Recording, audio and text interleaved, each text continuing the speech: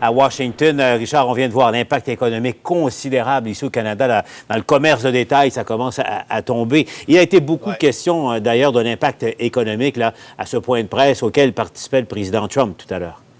1h25, Paul, ce point de presse-là, alors qu'on a abordé tous les sujets possibles et imaginables, mais on a mis beaucoup l'accent sur l'état de l'économie et comment s'assurer que l'activité économique se poursuit, alors que quand même, on insiste auprès des gens, limitez vos activités. Tu sais, c'est un paradoxe de fonctionner dans un tel contexte, de faire en sorte qu'on garde une économie active dans un tel contexte.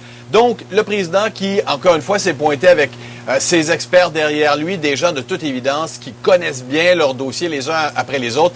Et je veux souligner à nos téléspectateurs, l'homme qu'on voit sur la gauche du président avec les lunettes, là, il s'agit de Steve Mnuchin, son ministre des Finances, son secrétaire au Trésor, comme on dit aussi. Et Mnuchin, là, il était en train de devenir un personnage central de ce qui se passe pour essayer de dynamiser l'économie américaine dans le contexte actuel. Il passe son temps entre la Maison-Blanche, le bureau de son bureau à lui, qui est tout juste à côté, et puis le Congrès où il est en négociation. Je dois te dire, avec les élus de ce côté-là. Je dois dire que je te fais un survol, Paul, de ce qui a été abordé, mais le président de son côté, là, veut qu'on aille de l'avant de façon spectaculaire. Il veut un gros plan de relance. On en a déjà eu deux.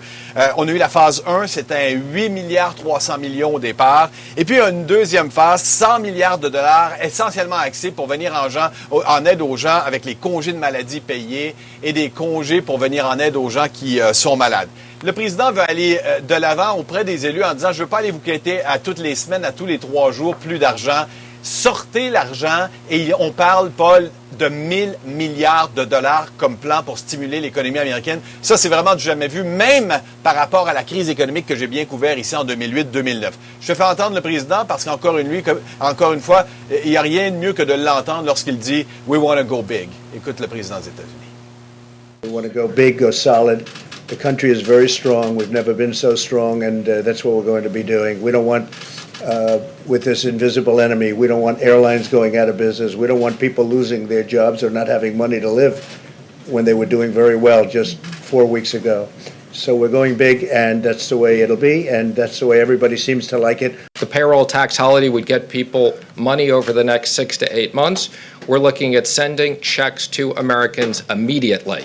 And what we've heard from hardworking Americans, many companies have now shut down, whether it's bars or restaurants. Americans need cash now, and the president wants to get cash now. And I mean now, in the next 2 weeks. Bon, Richard. Ce qui est intéressant, Paul, de ce que Steve Mnuchin vient de dire, c'est que d'un côté, le président veut qu'on dégage 1000 milliards de dollars, et ça servirait notamment pour les compagnies aériennes qu'on veut sauver, 50 milliards de dollars de ce côté-là. Ce matin, il était en conversation avec des dirigeants des fast-food américains, de la restauration rapide, Wendy's, McDonald's, Chick-fil-A, Subway. Il leur a dit, gardez vos employés, quand même protéger la population pour ne pas les laisser se réunir dans vos restaurants, mais faites en sorte que ça continue de circuler, cette alimentation-là et ces emplois-là au sein de la société américaine. Et Steve Mnuchin vient dire, concrètement, ça voudrait dire quoi aider les Américains? Mais on parle ouvertement d'un 1000 $ qu'on donnerait à tous les Américains.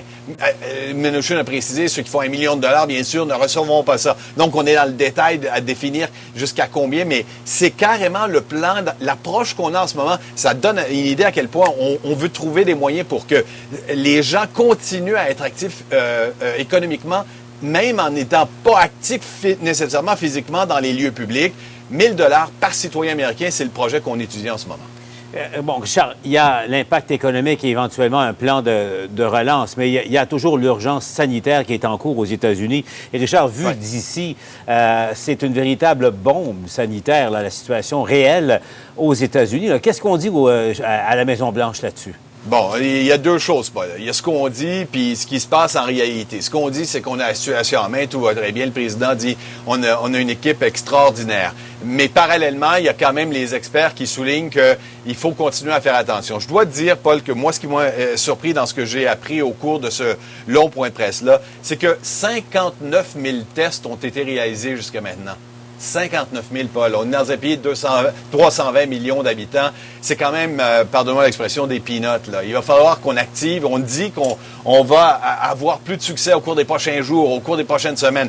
Mais c'est quand même laborieux. Et pendant que les gens sont testés et que plein de gens circulent sans avoir eu confirmation ou démenti de leur d'un dépistage positif, eh bien, il y a de la contamination qui se fait. Alors, donc, du coup, il y a une de ces expertes, le Dr. Birx, une femme extrêmement compétente, qui a encore une fois insisté. Là, il va falloir qu'on fasse, et je pense que c'est le même ton qu'on tient au Québec, un grand deal de société qui consiste à dire, on va protéger les gens vulnérables au sein de notre société, les gens dont le système immunitaire est compromis, les gens qui sont plus âgés, mais ça implique que les plus jeunes fassent leur part et cessent de se retrouver dans ces endroits publics où on vous dit de ne pas aller. Je te la fais entendre.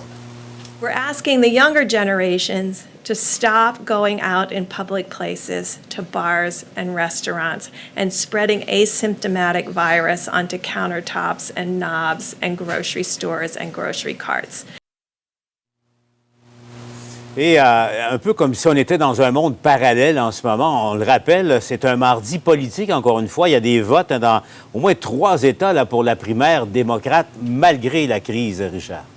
Paul, dans un tout autre contexte, toi et moi, on serait complètement emballés par ce qui se passe aujourd'hui. Il était supposé avoir 4 États, mais l'Ohio a décidé de suspendre cette primaire-là parce qu'on a peur justement des rassemblements publics. Donc, 3 États et 3 États importants. La Floride, l'Illinois et l'Arizona. Dans ces 3 États-là, tu vois les gens là, qui se pointent, on s'attend à ce que la participation soit beaucoup moins élevée. Encore une fois, on essaie de limiter les contacts les uns envers les autres. Je dois te dire, Paul, qu'à la lumière des sondages que j'ai lus, Joe Biden est parti pour faire une méchante razzia. On constate que, par exemple, en Floride, Paul, le sondage d'Univision de ce côté-là, 63 pour Joe Biden, 25 à Bernie Sanders, 38 d'écart. En Arizona, 30 d'écart. Et en Illinois, 38 encore une fois, à chaque fois, en faveur de Joe Biden. Cela dit, tu me permettras d'étirer ça juste un peu, Paul, parce que je regardais d'autres sondages sur confronter Biden à Donald Trump en novembre prochain à la présidentielle. En Floride, à ce moment-ci, le même sondage d'Univision, Donald Trump battrait Joe Biden en Floride, alors qu'en Arizona, Biden battrait Trump d'un seul point. Alors, tu vois qu'en ce moment-ci, c'est d'autant plus intéressant qu'on observe dans quelle mesure Biden va écraser Sanders, ça semble clair de ce côté-là, mais que à la présidentielle, là, il y a un rapprochement et Donald Trump ne perd pas grand plume dans ces États-là, malgré la crise sanitaire dans laquelle on se trouve en ce moment. Richard, suis la situation pour nous en direct du côté de Washington. À tout de suite, Richard.